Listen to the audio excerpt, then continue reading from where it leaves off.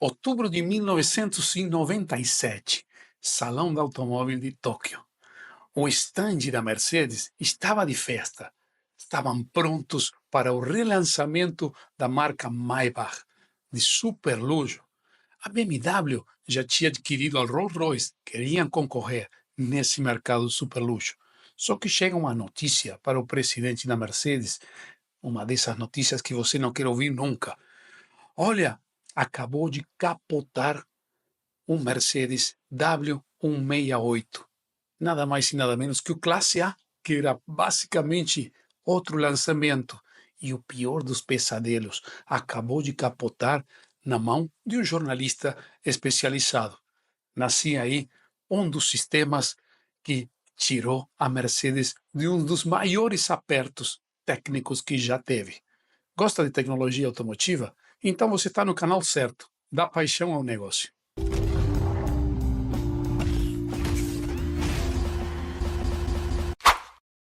Essa história do Classe A capotando no teste do Alce é icônica dentro da indústria automotiva, mas até a época esse teste do Alce não era tão conhecido assim. Até contam algumas pessoas que estavam na Mercedes nessa época que dizem que quando chegaram as informações para o presidente, falaram: não, o carro capotou no teste do Alce. Que negócio é esse aí do teste do Alce? Não, era um tipo de teste realizado nos países de Escandinávia, né, nos países nórdicos.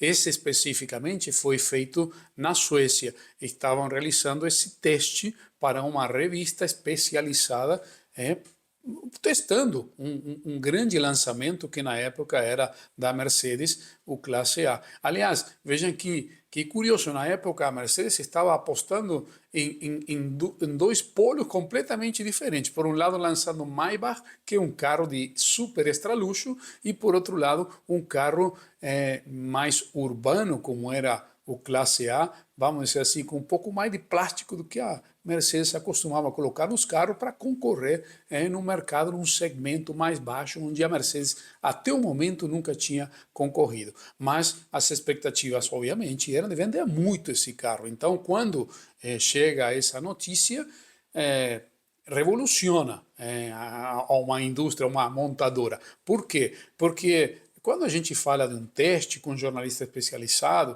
diz: talvez o cara errou, fez, forçou a barra. Não, era um teste do Alce, está normatizado, ou seja, não é de qualquer jeito que se faz, tem uma velocidade específica. Vejam aqui algum material da época que estava mostrando aqui, em 1997, teste do Alce. Ele tem que entrar a determinada velocidade, com determinado ângulo, com cones em determinada distância, porque nesses países nórdicos, Suécia, Noruega, Dinamarca, Finlândia, realmente existem alces que se atravessam nas estradas e são o tamanho de um cavalo isso aí. Então tem que poder desviar de forma rápida e não perder o controle. No caso aqui, o que aconteceu é que o carro capotou, perdeu completamente o controle, seguindo a norma do teste do Alce, e capotou. Aliás, vejam aqui como ficou. Essa sim é uma foto específica do veículo que capotou em 1997 fazendo esse teste do Alce. Não houve nenhuma vítima, nada disso, ferimentos leves, mas é uma situação extremamente complicada para uma montadora, porque principalmente tem que lançar o veículo no mercado. E aliás, a decisão da época foi: ok, acabamos de lançar as unidades, quantas unidades foram entregues? Todas as unidades que foram entregues foram recolhidas, aproximadamente 17 mil unidades. Não era muito, porque uma montadora, porque era muito recente.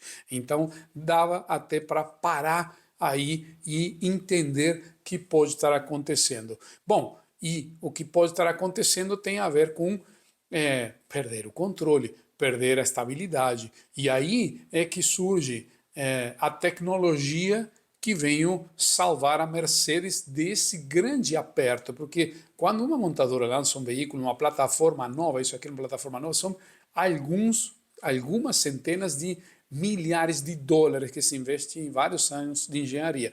Então não é tão simples apagar tudo e, bom, beleza, não vamos lançar. Não, tem que lançar. Obviamente que tem que lançar numa condição segura, principalmente uma marca com o prestígio da Mercedes. E aí veio a Bosch, que estava com um sistema já pronto, praticamente desenvolvido, tinha sido ofertado para várias montadoras, que era o tal do ESP, que é o controle de estabilidade dinâmica do veículo. Mas antes de chegar nisso, vamos contar um pouquinho a história de como se chega a desenvolver o ESP, porque é uma história legal, porque é uma evolução de diferentes sistemas, todos têm a ver com controle de estabilidade ou de não perder aderência em diferentes situações, não perder o grip ou atrito, como nós chamamos em diferentes situações, e foi evoluindo até chegar a um ESP. Mas antes disso, vejam aqui, quais são as condições que podem levar a um veículo a perder esse contato da roda com o solo, tá? Porque estamos falando que tudo começa quando a gente passa a ter uma pequena força de atrito, ou atrito zero, com algum dos pneus, com alguns da borracha no chão, com um ou com mais de um. Então aqui vejam, quais são as forças aplicadas a qualquer veículo. Tá? Nas quatro rodas nós vamos ter diferentes forças dinâmicas e dinâmicas variáveis, não é sempre a mesma coisa. Conforme o veículo se mexe, essas forças vão aumentando ou diminuindo. Então nós temos o que chamamos a força normal, que ela é produto do giro da roda, que seria a própria força de tração do veículo, que tem a ver também com a força de atrito. A força de atrito é resultante do coeficiente de atrito. E o coeficiente de atrito vai depender do tipo de pneu, do tipo de borracha, do solo onde estamos, qual é o coeficiente de atrito do solo também. E outro elemento fundamental aqui, que é o último, a força, a massa, o peso, quantos quilos está chegando, está recebendo essa roda aí. E depois nós temos também a força lateral, que está aqui, FS, que aqui permite a gente fazer as curvas. Uma força de deslocamento lateral e uma força de atrito, deslocamento lineal, ou seja, de tração. E por outro lado, falamos também do peso, da massa do veículo, e que varia, tudo isso varia. Por quê? Porque varia o solo, porque varia a velocidade do veículo, porque varia o peso do veículo. Como que varia o peso? Sim, quando o veículo está em movimento, o peso se desloca. Se eu estou freando, nós vemos que o carro baixa o bico assim, quer dizer, eu tenho um deslocamento de peso de massas à parte dianteira. Acelero para trás, nas curvas, para um lado, para o outro, e isso afeta mais ou menos os pneus. Na curva, o veículo tende a fazer esse rolido, que se chama, que é a inclinação, e quer dizer que vou ter uma roda com diferente peso do que outra. Então, tudo isso faz com que, em determinadas situações, mesmo que eu tenha um pneu 0 km calibrado perfeitamente, eu posso chegar ao ponto de perder completamente o atrito da roda com o chão por diferentes situações. E aí surgem os sistemas que vão melhorando essa condição. O primeiro sistema que veio para melhorar essa condição de perder o atrito tem a ver com o freio. E você já também está imaginando, estou colocando aqui na tela, é o ABS, Anti-Lock Braking System. Obviamente vem do inglês, que é um sistema anti-bloqueio, anti-travamento de roda, de pneu. Por quê? Porque se a gente tem um travamento de roda, que vai acontecer? Olha, vamos supor que eu estou 80 por hora e eu piso no freio e as duas rodas dianteiras, ou as quatro rodas, travam, bloqueiam. Eu vou ter um atrito quase zero, porque vocês vão ver que eu estou 80 por hora, pode perder um pouquinho de velocidade, mas ele não acaba perdendo muita velocidade porque a roda está bloqueada. E quando eu acabo perdendo o atrito lineal que vai para frente, também eu vou perder essa força lateral que eu estava falando, e por mais que eu vire o volante, eu posso virar para a esquerda, ele vai seguir na trajetória que vinha. Quer dizer, perdi completamente o controle. Eu não tenho mais nenhum dos atritos, nem o de tração, nem o de freio, nem o lateral que me permite virar o carro. E por isso surgiu o sistema ABS, que é o antecessor, vamos dizer assim, o vô do ESP. Por isso, vamos entender agora. Dentro do ABS, um elemento super importante são os sensores de roda. Sensores que medem a velocidade da roda. Medindo a velocidade da roda, eu posso identificar se alguma das quatro rodas está prestes a travar. Por quê? Vamos supor que estou em linha reta, mais uma vez 80 por hora, piso no freio. Obviamente vão começar a diminuir a velocidade de roda. Mas se eu está diminuindo, uma está 60, a outra está 58 km por hora, né? E aí vou piso um pouco mais, aí aquela que estava a 60, ela cai para 45, mas que estava a 58, caiu para 22. Olha, agora estou 55 e 22. A diferença de velocidade é muito grande entre uma roda e outra. Isso é um sinal que vem aqui para a unidade de controle eletrônico. Vejam aqui que vai estar com o número 5, a ECU. Vejam que eu estou marcando o número 5 aqui em dois lugares, porque depois eu vou falar, tá? Mas chega aqui nesse conjunto do ABS a informação de todos os sensores e consegue identificar que um deles está informando uma velocidade muito mais lenta que com relação à outra roda do mesmo eixo. Isso quer dizer que está com uma altíssima probabilidade de bloquear, travar uma dessas rodas. E aí vai entrar em funcionamento o sistema, que como vocês podem ver, ele está composto por um conjunto hidráulico aqui, que está com o número 4 aqui, modulador hidráulico, e aqui vamos ter um pequeno esquema de como funciona, que vamos ver agora, tá? Que vai permitir regular, modular, por isso chama modulador hidráulico, a pressão hidráulica do freio em cada uma das rodas. Ou seja, o motorista vai pisar aqui, está vendo o pedal, aqui onde está o número 3, nós temos o cilindro mestre. O cilindro mestre, ele é um componente hidráulico que gera pressão diretamente quando o motorista pisa. Então, até aqui, o sistema é 100% hidráulico. Só que esse cilindro mestre vai levar essa pressão hidráulica agora para o modulador hidráulico. Num veículo sem ABS, ia direto para cada uma das rodas, essa pressão hidráulica. Agora passa por um modulador hidráulico. Dentro desse modulador hidráulico, obviamente, eu vou ter também uma eletrônica embarcada que vai ajudar a controlar, mas vejam só, eu vou ter alguns elementos. Em princípio, vejam aqui, eu tenho uma válvula solenoide. Na verdade, eu vou ter muitas válvulas solenoides. Geralmente são 8 válvulas solenoides, mas aqui está representada só uma, que vai fazer o quê? Vai receber impulso elétrico da ECU, da unidade eletrônica, e vai estar regulando, aqui chega a alta pressão do cilindro mestre, mas vai estar fazendo um bypass, deixando passar mais ou menos pressão diretamente aqui para o número 2. O número 2 está exemplificado aqui em uma única roda, mas temos nas 4 rodas, é a parte hidráulica do freio, a pinça e o disco de freio. Mas imagina que nas 4 rodas eu tenho algum circuito hidráulico de freio, ok? Então vai estar regulando individualmente para cada uma das rodas quanta pressão hidráulica estou enviando. Tem aqui também outra válvula que vai estar regulando e com o motor elétrico aqui que vai fazer o retorno, vai trazer de novo essa pressão hidráulica para um acumulador, que é o acumulador de baixa pressão aqui, e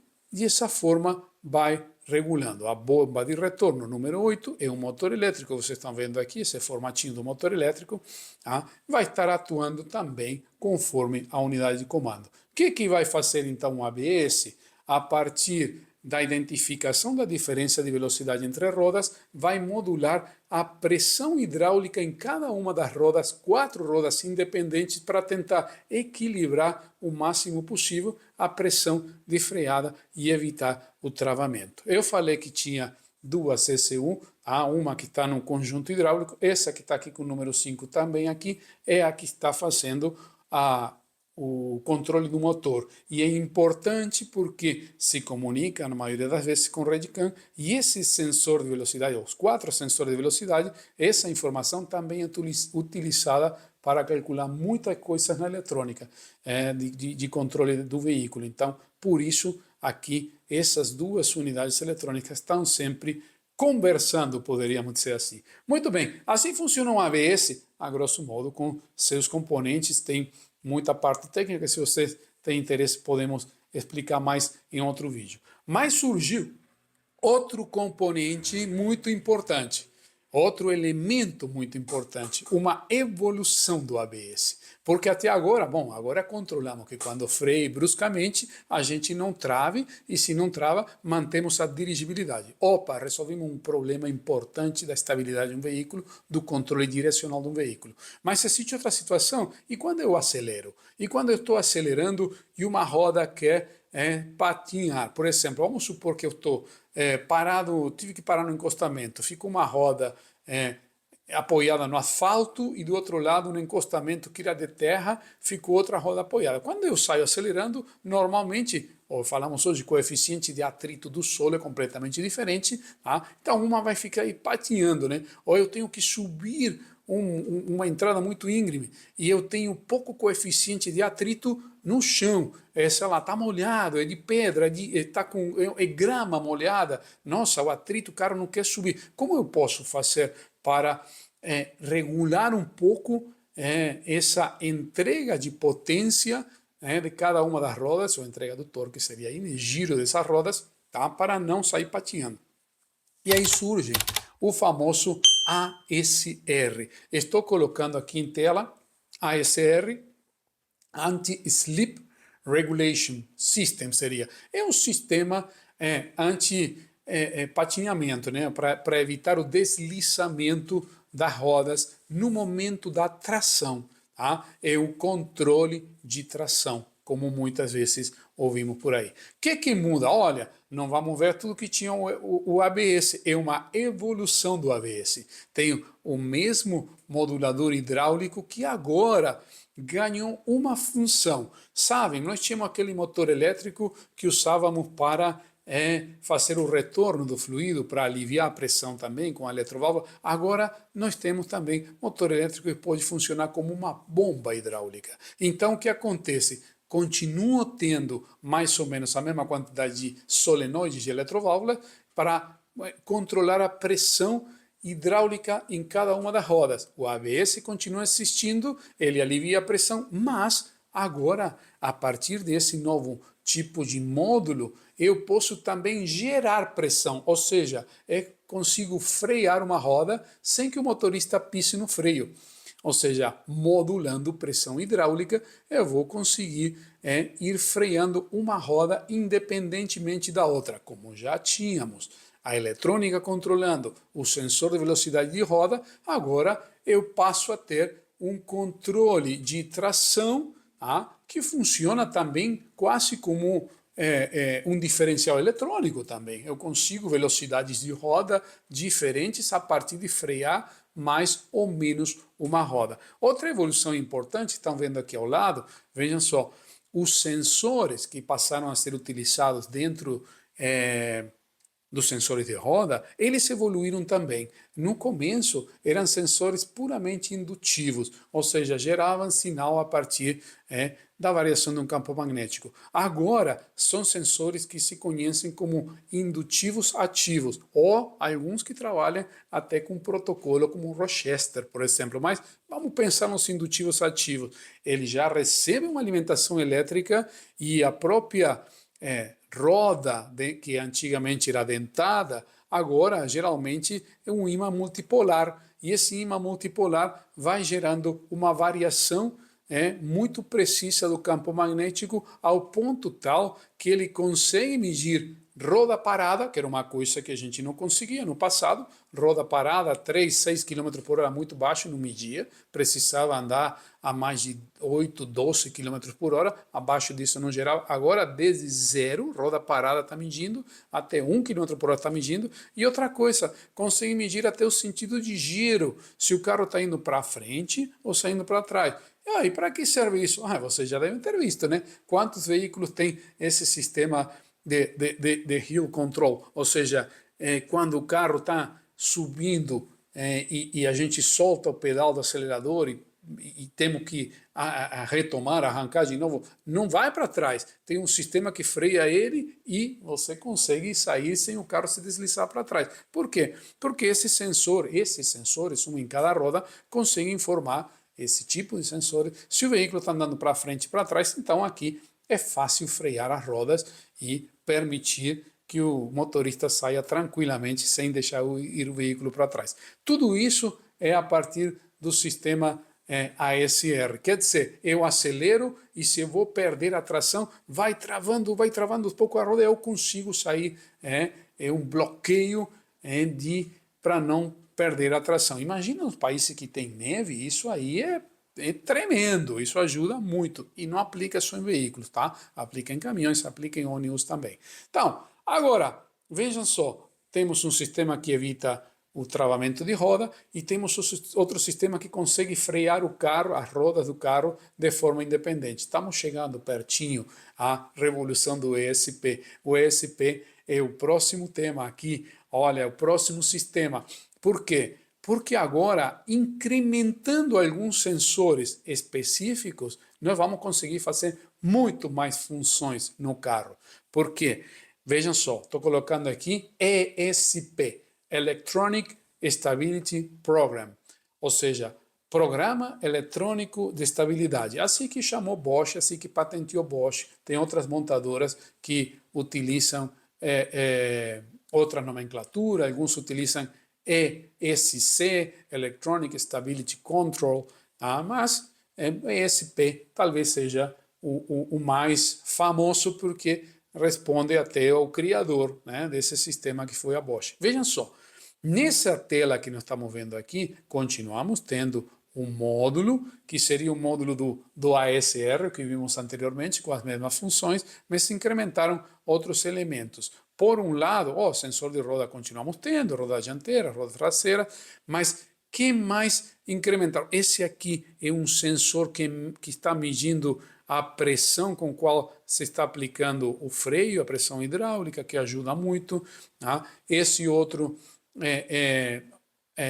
sensor aqui, vejam, coluna de direção, está medindo quantos graus está girando o motorista a direção, ou seja, a intenção de viragem que tem o motorista. E depois temos esse outro sensor aqui, que é conhecido como sensor de giro, muitos chamam de giroscópio. Não vamos falar um pouquinho em detalhe dele, porque esse aí é o segredo do ESP. Olha só, nós já sabemos que temos o sistema anti-travamento, temos o sistema de controle de tração, que acabamos de ver, mas nós vamos incrementar algumas outras funcionalidades a partir desses sensores que vão permitir o quê? Vão permitir o controle total da estabilidade do veículo.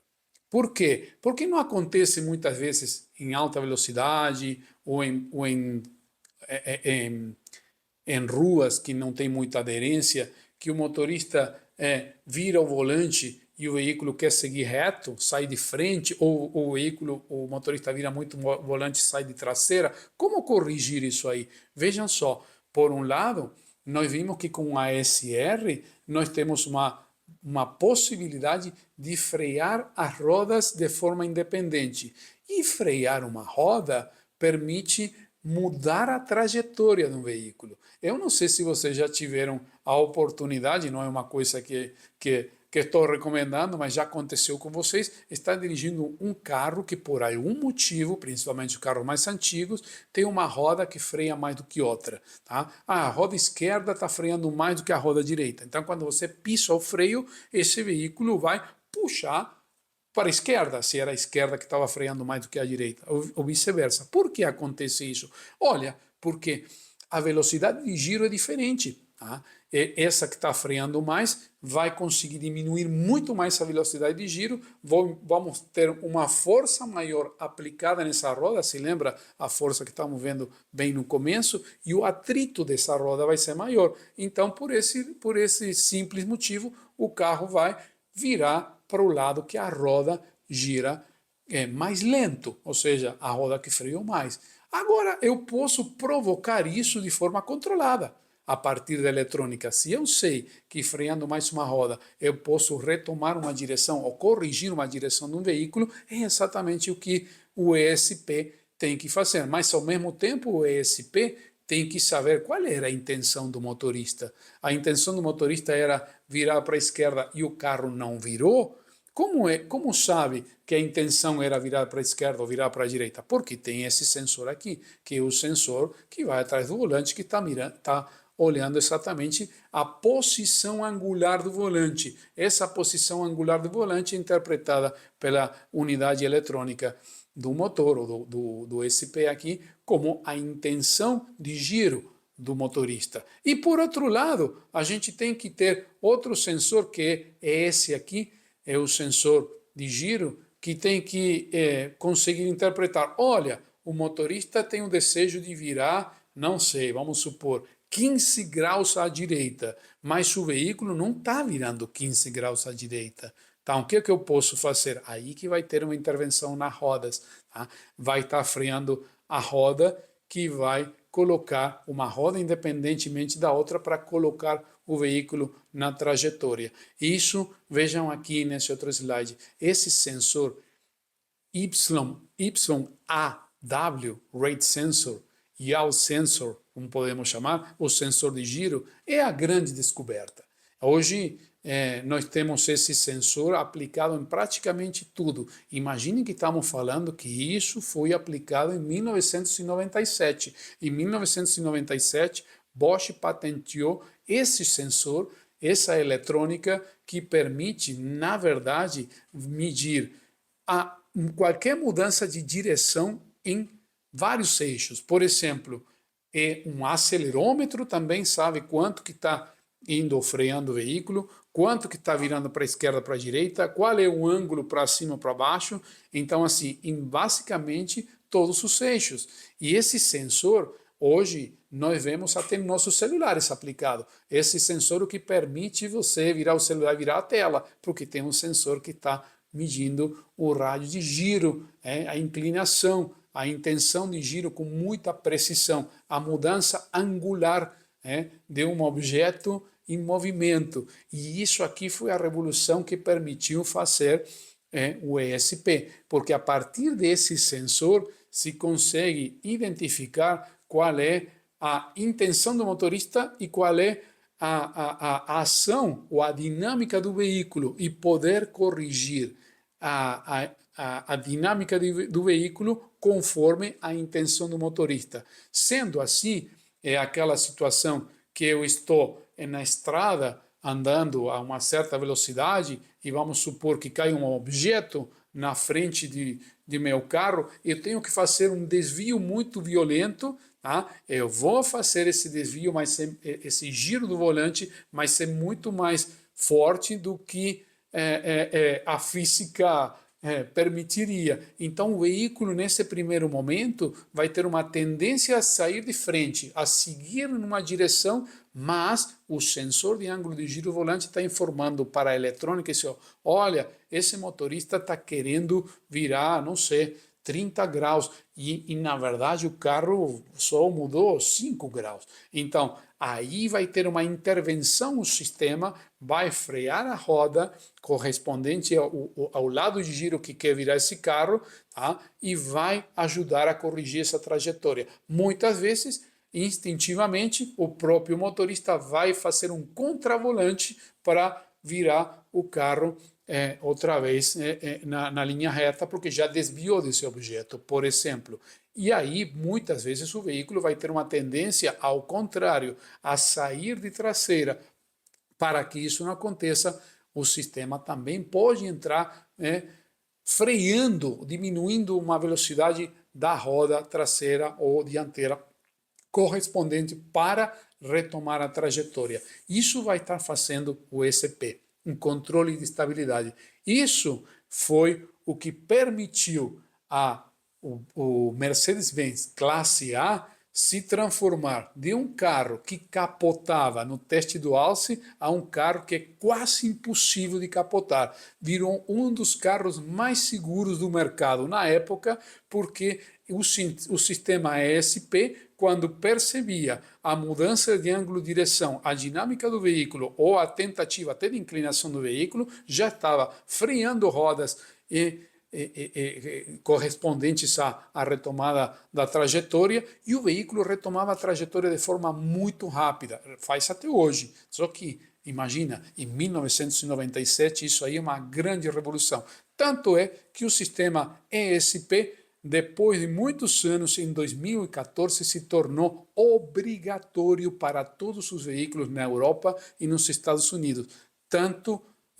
Tantas vidas que foram salvadas por esse sistema que corrige a trajetória do veículo, evita acidentes, não só faz intervenção na roda, no freio, sino que também tira potência, borboleta, acelerador, que já vimos até em vídeos anteriores, ok? Bom, essa era a história automotiva de hoje, que tem tecnologia e que conta um pouco como foi evoluindo as coisas nesse sistema que passou por 3 etapas, de ABS para ESR e de ASR para ESP, se transformando em um sistema completo de controle de estabilidade. Espero que tenham gostado desse vídeo e aguardo vocês em próximas entregas.